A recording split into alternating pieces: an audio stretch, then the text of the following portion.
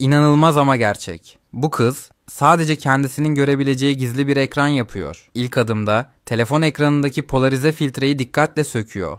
Bu filtre olmadan ekran dışarıdan bakıldığında tamamen beyaz görünüyor. Yani kimse ne yazdığını okuyamıyor. Ardından bu filtreyi küçük parçalara ayırıp bir gözlüğe yerleştiriyor. Şimdi sadece o gözlüğü takan kişi ekranı net bir şekilde görebiliyor. Dışarıdan bakanlar ise hiçbir şey anlayamıyor.